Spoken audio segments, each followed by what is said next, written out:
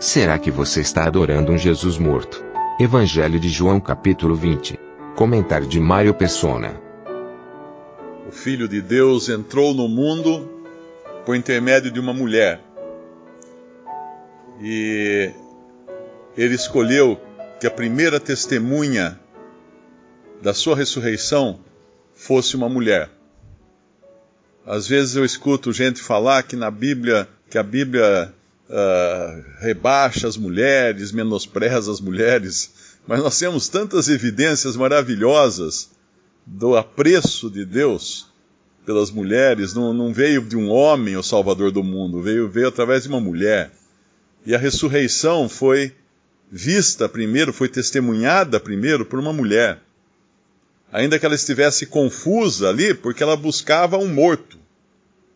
Ela não buscava um Jesus vivo, ela buscava um Jesus morto.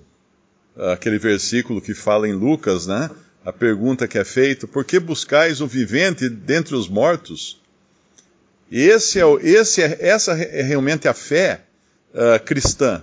Ela não é uma fé num morto. Eu nunca me esqueço uma historinha que eu li do rapaz que se converte, um garoto se converte, volta para casa muito alegre quando ele entende que Cristo ressuscitou. Ele entra na casa dele e ele vê na sala o crucifixo, com a imagem de Jesus pregada na cruz.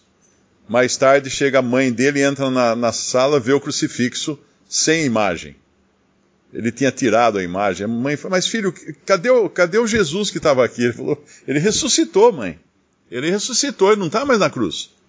Então a fé cristã não é num Jesus morto, não é num crucifixo, não é numa figura de morte.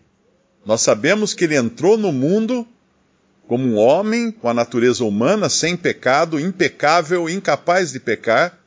Na cruz foi feito pecado por nós, e ali então ele derramou seu sangue para nos purificar de todo o pecado. Mas se a obra dele terminasse na cruz, nós estávamos perdidos. Não ia ter nós não teríamos futuro. Se a ressurreição, como fala lá em 1 Coríntios capítulo 15, se Jesus não ressuscitou, 1 Coríntios capítulo 15, versículo 11, depois dele falar o Evangelho, resumidamente nos versículos 3 e 4, porque primeiro vos entreguei